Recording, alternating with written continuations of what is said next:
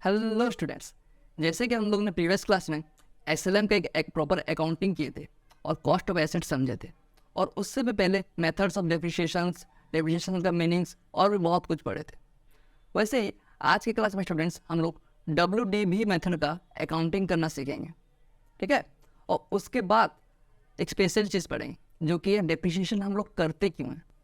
अभी तक हम लोग डेप्रिसिएशन कैसे करते हैं, उसका मीनिंग क्या होता है, मेथड्स क्या है, सब कुछ पढ़ लिए, मतलब पूरा रामायण पढ़ ली। बट रामायण क्यों है, मतलब रामायण एक्चुअली में हुआ कैसे, उसका एग्जिस्टेंस ही कैसे आया, वो हम लोग ने अभी तक नहीं पढ़ा है।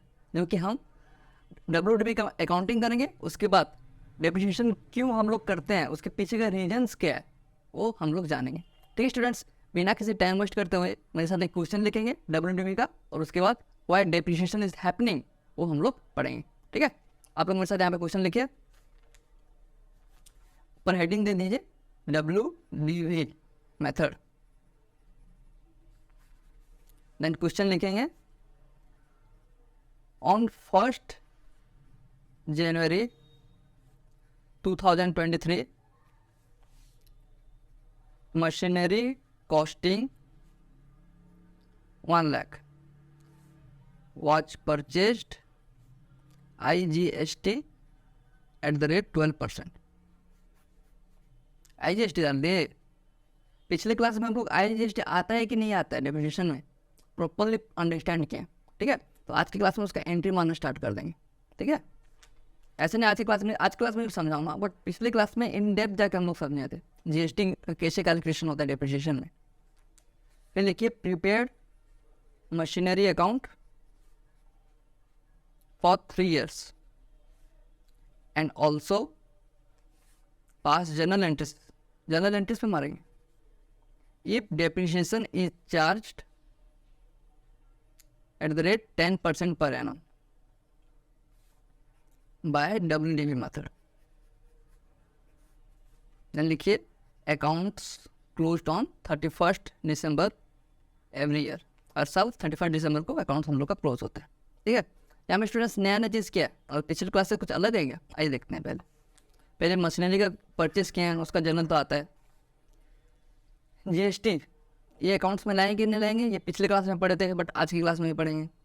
प्रिपेयर मशीनरी अकाउंट 3 years, इसका तो बना ही सकते हैं। जर्नल एंट्री मारेंगे। पिछले क्लास में हम लोग खाली मशीनरी परचेस्ड का जर्नल एंट्री मारे थे, बट आज के क्लास में पूरा का पूरा सिचुएशन का जर्नल एंट्री मारेंगे, है ना। पूरा का पूरा 3 साल का डेप्रिसिएशन और मशीनरी परचेस सबका जनरल एंट्री मारेंगे, और वो भी WDV मेथड में, जो कि अभी तक हम लोगों ने किया नहीं है इसका अकाउंटिंग। उसका प्रॉपर मैथमेटिक्स कैलकुलेशन तो हम लोग सीख लिए थे, WDV कैसे कैलकुलेट करते हैं, बस उसको अकाउंट्स के फॉर्म में हम लोग नहीं लाए थे, जो कि आज की क्लास में हम लोग करेंगे, ठीक है। क्वेश्चन को ना एक लाइन में मतलब समअप करते हैं पहले, तो वो हमको सॉल्व करने में ईजी होगा। मतलब इतना सब कुछ सॉल्व करें, इतना बड़ा क्वेश्चन कौन बार बार पढ़ता रहेगा, उसको एक डायग्राम के फॉर्म में पहले लिखते हैं। आप लोग देखिए, अभी मत लिखिए, देखिए समझिए, उसके बाद वीडियो को पॉज करके अच्छे से आप लोग लिख लीजिए, कॉपी कर लीजिएगा। ये है हम लोग का टाइमलाइन। 1 Jan 2023 को हम लोग क्या किए हैं, क्वेश्चन पढ़िए, परचेज किए हैं। देन 31 12 2023 को डेप्रिसिएशन चार्ज किए हैं। देखिए यहाँ पे लिखा है accounts closed on 31 December every year. Accounts हर साल 31 दिसंबर को क्लोज होता है, और अगर हम लोग सामान 1/1/2023 को खरीदे हैं तो अकाउंट्स क्लोज करेंगे 31 12 2023 डेप्रिसिएशन। फिर 3 साल तक करेंगे एज पर क्वेश्चन, तो 1 साल बाद फिर 31 12 24 को फिर से डेप्रिसिएशन, फिर 31 12 25 को फिर से डेप्रिसिएशन। परचेज एक बार किए, डेप्रिसिएशन 3 बार पाएंगे, वही जनरल एंट्री करेंगे, उसी का अकाउंटिंग में हम लोग करेंगे, ठीक है। तो 1/1/2023 को हेडिंग दे दीजिए ऊपर जनरल एंट्री। 1/1/2023 को क्या एंट्री मारेंगे बताइए, मशीनरी परचेस्ड का एंट्री मारेंगे, सबसे पहले वही हुआ ना। तो मशीनरी परचेज, बट इसमें हम लोग GST भी नहीं है, और GST का जनरल एंट्री स्टूडेंट्स हम इन डेप्थ जाके GST का पहला क्लास में हम लोग पढ़ें, GST का जनरल एंट्री आज भी पढ़ेंगे, बट मतलब शॉर्ट में समझा दूंगा। आपको डिटेल्स में GST का एंट्री जानना है तो मैं आई बटन में लिंक दे रहा हूँ, वहाँ जाके कर सकते हैं आज क्लास खत्म होने के बाद, ठीक है। बट अभी जितना भी है उतना मैं समझा देता हूँ, हमें कि तो समझ जाएंगे आप। तो एंट्री होगा हम लोग का मशीनरी अकाउंट डेबिट, कितना कितना से मशीनरी खरीदे हैं 1 लाख, मशीनरी का प्राइस कितना है 1 lakh. Input IGST account debit कितना है 12%, तो 1 लाख का 12% होता है 12,000 टू बैंक अकाउंट 1,12,000। ये होगा मशीनरी परचेस का एंट्री। IGST का यहाँ पे एंट्री कैसे किए ये जानने के लिए आपको पूरा 3 क्लासेस हैं GST का, वो करना पड़ेगा। अभी के लिए बस इतना समझ लीजिए, जितने भी GST होते हैं उसको डेबिट करते हैं, तो machinery account debit, input IGST account debit to bank account, ठीक है 1,12,000। ये होगा मशीनरी परचेस का एंट्री। देन हम लोग क्या किए हैं, क्वेश्चन बोल जाइए, और जो हम लोग टाइमलाइन बनाए ना उसी में से देखिए करिए, इतना बड़ा लंबा क्वेश्चन बार बार कौन पड़ेगा। देन हम लोग क्या किया 31/12/2023 को डेप्रिसिएशन चार्ज किए, और डेप्रिसिएशन स्टूडेंट्स हम लोग का एक्सपेंस होता है, और एक्सपेंस क्यों होता है हम थोड़ी देर बाद पढ़ेंगे। अभी मैंने बताया ना डेप्रिसिएशन हम लोग क्यों करते हैं, वो उसमें ही हम लोग को डेप्रिसिएशन एक्सपेंस क्यों है अच्छे से पढ़ेंगे। अभी बस इतना याद रखिए, डेप्रिसिएशन एक्सपेंस होता है, और एक्सपेंस बढ़ता है तो हम लोग उसको डेबिट करते हैं, तो depreciation account debit. Depreciation expense बढ़ा तो मशीनरी का वैल्यू घट जाएगा हम लोग का, मतलब हर साल हम लोग डेप्रिसिएशन चार्ज करते आएंगे डेप्रिसिएशन वैल्यू पे। तो जब हर साल मशीनरी का वैल्यू भी घटते जाएगा तो मशीनरी कितना से घटेगा, देखिए डेप्रिसिएशन का रेट दिया हुआ है 10% से घटेगा, तो 1 लाख का 10% 10,000, तो हम लोग का जनरल बन के आ रहा है यहाँ पे depreciation account debit to machinery account. Same चीज़ 31/12/2024 को भी हम लोग करेंगे, depreciation account debit to machinery account. कितना अमाउंट होगा 90,000 इंटू 10%, 9,000, ठीक है। सेम चीज़ एक WDP पे है, इसीलिए हम 90,000 से किए। इसको रुकिए, टाइमलाइन में पहले आपको समझाता हूँ, फिर जनरल एंट्री मारते हैं। देखिए 1/1/2023 को तो हम लोग 1 लाख का मशीनरी परचेस किए, ठीक है, और 31/12/23 को 10% डेप्रिशिएट करेंगे। 1 लाख माइनस 10% कितना होता है 10,000, तो 90,000 हो गया वैल्यू। और 1 लाख का हम लोग के पास मशीन था, 10,000 से उसको डिग्रेड कर दिए, तो अभी वैल्यू हम लोग के पास 90,000 है, ठीक है। देन 1 साल बाद फिर से 31/12/2024 में 90,000 जो रिड्यूसिंग वैल्यू है ना हम लोग का, उस पर फिर से हम डेप्रिसिएशन चार्ज करेंगे, कितना परसेंट, वही 10%। तो अभी प्रेजेंट में हम लोग का वैल्यू कितना है 90,000, 90,000 10% कितना 9,000। तो अभी करंट ईयर में 31/12/24 को वैल्यू कितना हो गया 81,000, और वही रिड्यूसिंग वैल्यू में फिर पिछले साल हम फिर से उतना ही रेट से हम डेप्रिसिएशन कैलकुलेट करेंगे। तो 31/12/25 को कितना हुआ 81,000 माइनस 81,000 का 10% कितना होता है 8100। तो अभी करंट वैल्यू हम लोग का हुआ 72,900। सिंपल रिड्यूसिंग वैल्यू पे करेंगे क्योंकि WDP मेथड पे हम लोग सॉल्व कर रहे हैं, ठीक है। तो हम लोग कहाँ तक किए थे, देन हम लोग 31/12/2025 को फिर डेप्रिसिएशन कैलकुलेट करेंगे, depreciation account debit to machinery account. Amount कितना, ये देखिए 8100 कैसे आए 81,000 इंटू 10%, 8100। बहुत ही सिंपल है, रिड्यूसिंग वैल्यू योग वैल्यू पे डेप्रिसिएशन कैलकुलेट करते जाएंगे तो हम लोग का डेप्रिसिएशन ऑटोमेटिक निकलते जाएगा। और इसी जर्नल को अभी जर्नल का भी अब अकाउंट्स करते हैं, मतलब लेजर बनाते हैं। किस चीज़ का लेजर, मशीनरी अकाउंट बनाते हैं, ठीक है। तो बेसिक्स लेजर में जो फॉर्मेट होता है वो आप लोग मेरे साथ यहाँ बनाइए, date particular amount, date particular amount, इधर डेबिट इधर क्रेडिट, ठीक है। मशीन का वैल्यू अगर बढ़ता है तो उसको करते हैं डेबिट, घटता है तो क्रेडिट। ये एक लाइफ में 100 बार बता चुका हूँ, हर क्लास में इसका जरूरत पड़ता है, ठीक है। तो अभी क्या समझाऊँ इसको बताइए, एंट्री मारिए 1/1/2023 को मशीन हम लोग परचेज किए हैं, तो उस दिन हमारे बिजनेस से मशीन आया तो ऑटोमेटिकली मशीन का वैल्यू बढ़ा, और कल तक कुछ भी नहीं था हमारे पास, अभी मशीन एक आया, कितना क्या है 1 लाख से है। और मशीन परचेस का जनरलिटी क्या होता है, machine account debit to bank account, तो एंट्री हम लोग का बन जाएगा टू बैंक अकाउंट, अमाउंट आएगा 1 लाख। अब आपको मैं जीएसटी का थोड़ा बता देता हूँ, पिछले क्लास में पढ़े थे, अभी भी बता देता हूँ। हम जीएसटी को इंक्लूड क्यों नहीं किए, 1,20,000 क्यों, 1,12,000 क्यों नहीं किए, 1 लाख ही क्यों किए? क्योंकि स्टूडेंट्स जीएसटी का जो इनपुट है ना, जो हम लोग अभी पेमेंट किए हैं ना, हम लोग पिछले साल उसका आउटपुट मिल जाएगा हमको, मतलब जितना पेमेंट किया उतना मिल के हम सेटअप हो जाता है जीएसटी, ठीक है, जो कि हमने जीएसटी के क्लास में पूरा अच्छे से पढ़ा हुआ है। तो अभी बस इतना जान लीजिए, जीएसटी डेप्रिसिएशन में नहीं आता है, ठीक है। तो इसलिए हम 2 बैंक अकाउंट किए और अमाउंट बढ़ा है 1 लाख से, ठीक है। उसके बाद क्या किया देखिए, आपको जनरल से देख के भी कर सकते हैं, सेम चीज़ टाइमलाइन से देख के भी कर सकते हैं, क्वेश्चन से देख के भी कर सकते हैं, जहाँ से इजी बन रहा है वहाँ से देख के कर सकते हैं। बट अभी स्टार्टिंग में देख के कर रहे हैं सब, बट फ्यूचर में एक टाइम ऐसा आएगा आपको कुछ भी देखना नहीं पड़ेगा, क्वेश्चन पढ़ लेंगे करते जाएंगे।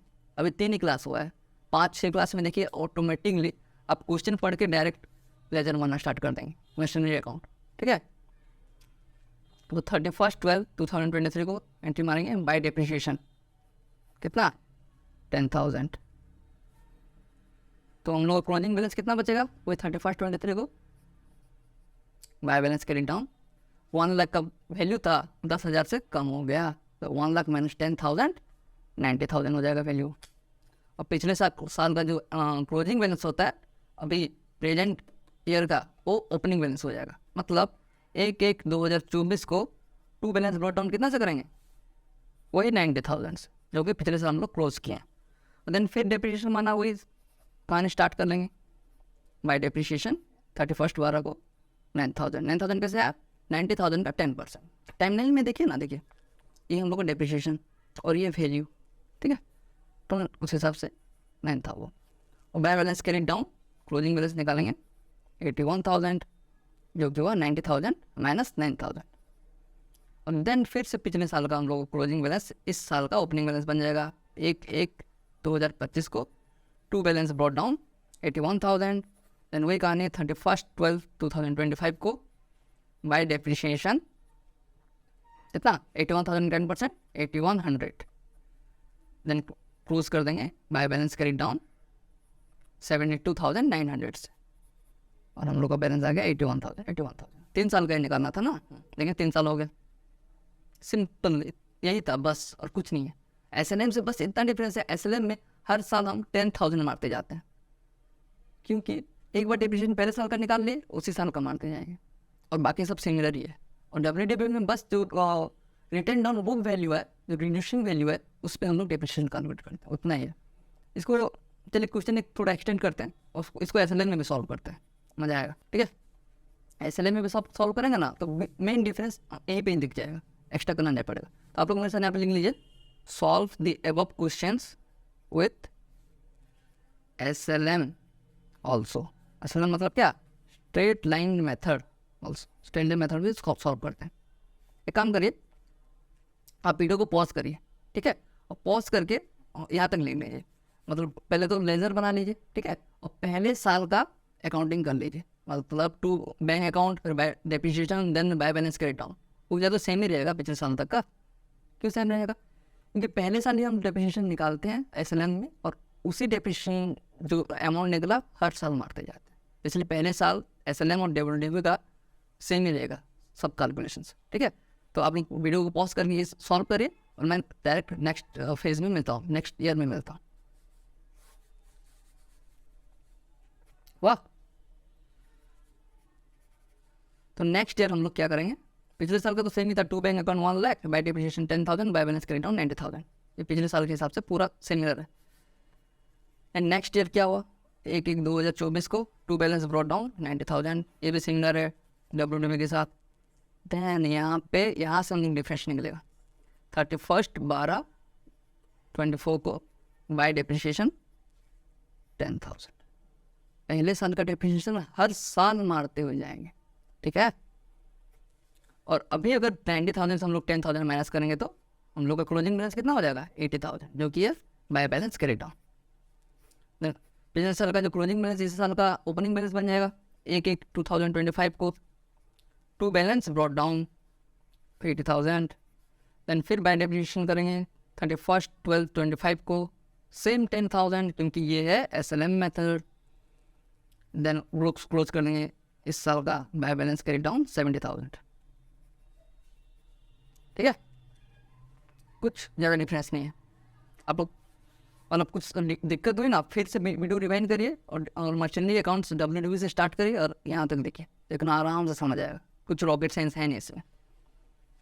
अभी हम लोग पढ़ते हैं, अभी डेफिनेशन हम लोग क्यों करते हैं, कैसे करते हैं, उसका मीनिंग क्या होता है, मेथड्स क्या हो गया, दुनिया भर का कहानी सुने। अब हम इसको करने का पीछे का रीजन समझते हैं, बैक इन द माइंड हम लोग कर ही क्यों रहे ये सब। ठीक है, तो मेरे साथ यहाँ पे लिखिए ऊपर आप, व्हाई डेप्रिसिएशंस हैपेंड, होता ही क्यों है ये। इसको समझने के लिए ना हमको एक चीज़ का डिफरेंस जानना बहुत ज़रूरी है। एसेट्स और एक्सपेंस के बीच का जो थिन लाइन डिफरेंस होता है ना, उसको जानना बहुत ज़रूरी है। डिफरेंस तो बहुत बड़ा बड़ा होता है, लेकिन एक लाइन ऐसा है जो कि बहुत थिन लाइन डिफरेंस है। इसको समझने के बाद एक एग्जाम्पल के साथ इसको हम पूरा एकदम होलसमनेस के साथ समझेंगे। ठीक है, आप लोग मेरे साथ यहाँ पे लिखिए एसेट्स और एक्सपेंस। एसेट्स क्या होता है, जिसमें कि फ्यूचर में इकोनॉमिक बेनिफिट हम लोग को मिलेगा।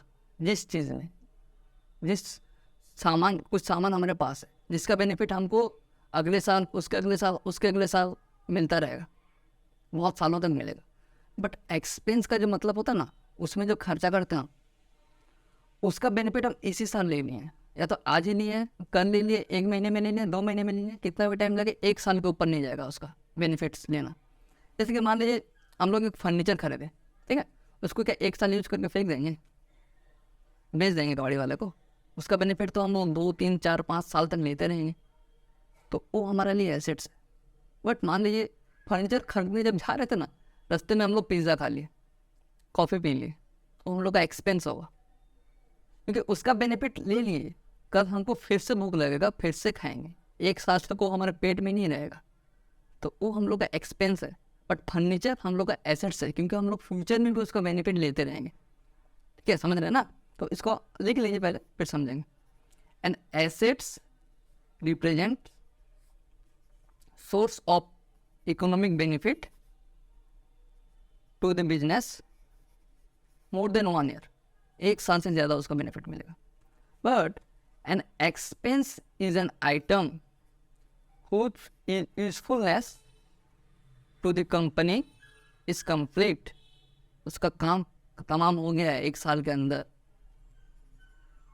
जैसे कि कॉपी हो गया, पेन हो गया, ये हम लोग का एसेट्स भी हो सकता है, एक्सपेंस भी हो सकता है। अगर साल भर से ज़्यादा यूज कर रहे हैं तो एक्सपेंस है, सॉरी साल भर से ज़्यादा यूज कर रहे हैं तो एसेट्स है, और 1 साल में वो कॉपी खत्म, पेन को ख़त्म करके हम लोग बाजू कर दिए, उसका हमको कुछ काम नहीं है, तो हम लोग का एक्सपेंस है। ठीक है, अब समझते हैं ये एसेट एक्सपेंस का हम लोग क्यों मीनिंग जानना पड़ा। इसको एक स्टोरी के फॉर्म में समझते हैं स्टूडेंट्स। हाँ, स्टोरी ये है कि ये मेरा स्टोरी है। ठीक है, मान लीजिए मेरा कंपनी है PKC प्राइम। ठीक है, इस पर मैं क्लासेस प्रोवाइड करता हूँ, अकाउंट्स का हो गया, मैथ्स का हो गया, बहुत सारे क्लासेस प्रोवाइड करता हूँ। तो क्या होता है, आपको पता है दुनिया का सबसे बड़ा सच क्या है? क्या है बताइए? मौत, डेथ। मतलब कोई पैदा हुआ नहीं, उसका ठीक नहीं है, बट वो मरेगा जरूर, ये सबसे बड़ा सच है। वैसे ही एक और सच है जो कि थोड़ा बड़ा होने के बाद पता चलता है। वो क्या पता है? बोले गैस करे, इनकम टैक्स। आप अगर सैलरीड पर्सन है या फिर बिजनेस करते हैं, कुछ नहीं करते हैं, गवर्नमेंट को टैक्स देना पड़ता है। ये भी लाइफ का बहुत बड़ा सच है, बिना टैक्स दिए आप कहीं नहीं जा सकते, टैक्स देना पड़ता है। ठीक है, तो मेरा एक जो बिजनेस है ना PKC प्राइम, इसमें मैं जितना भी कमाता हूँ उसमें कुछ परसेंट, मान लीजिए 10% गवर्नमेंट को टैक्स देना पड़ता है। मान लीजिए मैं साल का कमा रहा हूँ 20 लाख रुपए, 20 लाख में का 10% कितना होता है? 20,000। 20,000 मेरे को गवर्नमेंट का पे करना पड़ेगा, ये सच है। इसका डिप्रिसिएशन से क्या लिंक है, आइए करते हैं लिंक। PKC प्राइम में मैं क्लासेस प्रोवाइड करता हूँ, और क्लासेस प्रोवाइड करने के लिए मेरे स्टूडेंट्स जो है वो, उनको बैठने के लिए कुछ फर्नीचर मैंने खरीदा, मान लीजिए 1 लाख रुपीज़ का फर्नीचर खरीदा। ठीक है, 1 लाख रुपये फर्नीचर खरीदा और पढ़ाना चालू कर दिया, और साल के एंड में मेरा इनकम हुआ 10 लाख रुपीज़ का, 10 लाख रुपये का मेरा इनकम हुआ। तो गवर्नमेंट ने क्या बोला 10 लाख में से मेरे को 10,000 चाहिए 10% के हिसाब से, जो जिसका नाम है कि टैक्स देना पड़ेगा। बट मैंने फिर गवर्नमेंट को बोला सर मैंने 10 लाख इनकम तो किया, बट उस 10 लाख को कमाने के लिए और मैंने और भी बहुत सारे खर्चे किए, मतलब 10 लाख को फिर और खर्चा किया है और उसी बिजनेस में किया है, तो पूरा का पूरा 10 लाख के ऊपर मैं आपको टैक्स नहीं दे सकता। तो गवर्नमेंट ने इस बात को समझा और मेरे को बोला जितना आपका इनकम है, मतलब 10 लाख से जितना आपका खर्चा है बिजनेस से रिलेटेड, ओनली बिजनेस से रिलेटेड, पर्सनल एक्सपेंस नहीं, बिजनेस से रिलेटेड जितना भी खर्चा है उसका माइनस कर दीजिए, जितना अमाउंट होगा उस पर मेरे को 10% टैक्स दीजिए, ये बोला। तो मैंने अपना एक्सेल शीट खोल के देखा, 10 लाख का जो फीस अर्न था ना, फीस अर्न 10 लाख, उसमें से मैंने रेंट दे दिया 1,80,000 का, स्टाफ्स हैं तो सैलरी भी दे दिया 1 लाख का, मतलब रेंट जहाँ पे मैं क्लासेस लेता हूँ वहाँ पे मैंने भाड़े पे लिया हुआ है, वहाँ रेंट दे दिया 1,80,000, सैलरी दे दिया 1 लाख का, एडवर्टाइजमेंट कुछ किया प्रमोशन के लिए 30,000 का, इलेक्ट्रिसिटी बिल पेमेंट किया 70,000 का, कुछ बुक्स भी प्रिंट कराए 60,000 का, ठीक है। तो 10 लाख में से मेरे को ये सब एक्सपेंस माइनस करने के बाद अल्टीमेटली मेरा प्रॉफिट कितना हो रहा है 2,40,000 का, 2,40,000 हो रहा है ना, हाँ 2,40,000 का। तो गवर्नमेंट ने बोला इसका 10% दे दीजिए, तो मैंने कैलकुलेट किया तो देखा 2,40,000 का 10% 24,000, तो मैंने टैक्स बन रहा था 24,000 रुपये। फिर मेरे को अचानक से याद आया मैंने तो एक फर्नीचर भी खरीदा था 1 लाख रुपए का, उसको भी तो माइनस करना चाहिए। तो मैं इसको माइनस करने ही जा रहा था, जो जितना मेरा प्रॉफिट हुआ था 2,40,000 से 1 लाख माइनस करने ही जाया था, गवर्नमेंट ने मेरा हाथ खड़ा कर लिया और मेरे को अच्छे से प्यार से ये बोला आपका जो फर्नीचर है ना वो एसेट्स एक्सपेंस नहीं है। मैंने बोला मतलब? उसने बोला इतना रेंट है, सैलरी है, एडवर्टाइजमेंट, इलेक्ट्रिसिटी है, बुक प्रिंट किया है, आप उसको कंज्यूम 1 साल में कर रहे हैं, बट जो फर्नीचर है आप क्या लगता है कितना साल चलेगा आपके क्लासेस में फर्नीचर? मैंने बोला 4 साल चल जाएगा। तो गवर्नमेंट ने ये बोला तो आपको 4 साल तक डेप्रिसिएशन 4 साल, तो गवर्नमेंट ने बोला फर्नीचर को अब 4 साल तक यूज करेंगे, तो उसका एक्सपेंस को भी 4 पार्ट में 4 साल तक डिवाइड करिए। मैंने बोला बात तो सही है, क्योंकि इसका बेनिफिट देखिए, रेंट दिए, सैलरी दी, एडवर्टाइजमेंट, इलेक्ट्रिसिटी जो भी किए उसका बेनिफिट मैंने 1 साल के अंदर ही ले लिया था, बट फर्नीचर का बेनिफिट मैं 4 साल तक लूँगा। तो एक बार में हम लोग 2 लाख रुपये कैसे ट्रीट कर सकते हैं एक्सपेंस के रूप में? उसको तो 4 साल तक ही करना पड़ेगा, जो कि है 1 lakh divided by 4 equal to 25,000। तो एक्सपेंस में मैंने जितना सब लिखा था उसमें एक और एक्सपेंस आ जाएगा 25,000 अमाउंट से, जिसका कि नाम दिया हम लोग डेप्रिशिएशन। यहाँ पे 1 लाख नहीं लेके हम लोग 25,000 देंगे, क्योंकि हम लोग 4 साल तक उसको यूज़ करेंगे और हर साल उसका एक्सपेंस हम लोग 25,000 से ट्रीट करेंगे। दैट्स व्हाई डेप्रिशिएशन यहाँ पे आया। सोचिए यहाँ पे डेप्रिशिएशन हम नहीं लिख के फर्नीचर ही लिख देते। पहले बात तो ये गलत हो जाता है कि हम लोग एसेट्स एक्सपेंस के लिस्ट में कैलकुलेट कर दें। और दूसरी चीज़ ये है गवर्नमेंट को जहाँ पे हम लोग को ज़्यादा टैक्स मिल सकता था वहाँ पे और कम मिल जाएगा, क्योंकि एक्सपेंस हम लोग को 4 साल का एक्सपेंस को हम लोग 1 साल में दिखा दें। तो income minus expense equal to profit होता है, प्रॉफिट से कुछ हिस्सा हम गवर्नमेंट को टैक्स देते हैं, बट हम लोग का इनकम माइनस एक्सपेंस जो एक्सपेंस बढ़ जाएगा तो प्रॉफिट कम दिखेगा और कम प्रॉफिट में कम टैक्स जाएगा, क्योंकि कैलकुलेशन गलत हो जाता है। तो उस हिसाब से हम लोग मशीन को 4 साल तक उसको डेप्रिशिएट करेंगे और हर 1 साल उसको डेप्रिशिएशन ट्रीट करेंगे और उतने से हम लोग प्रॉफिट निकालेंगे और उसमें से हम लोग गवर्नमेंट को टैक्स देंगे। तो अभी देखते हैं कितना टैक्स बन रहा है। 2 और 25,000 माइनस करेंगे तो यहाँ पे हो जाएगा 2,15,000। देन 2,15,000 का 10% कितना होता है 21,500 रुपीज़। तो इतना हम गवर्नमेंट को टैक्स देंगे और इसी वजह से डेप्रिसिएशन का रोल हमारा यहाँ पे आ रहा है और इसी वजह से हम लोग डेप्रिसिएशन यहाँ पे रिकॉर्ड कर रहे हैं। ठीक है स्टूडेंट्स, आज की क्लास में इतना ही। कल की क्लास में प्रॉपर अकाउंटिंग करना सीखेंगे। अब ये बेसिक्स लगभग सब खत्म ही हो गया और अभी जो एडवांस लेवल का पूरा एकदम एग्जाम ओरिएंटेड क्वेश्चंस, सबसे टॉप लेवल का क्वेश्चंस पिछले इस क्लास में हम लोग सॉल्व करेंगे। ठीक है स्टूडेंट्स, टाटा बाय बाय।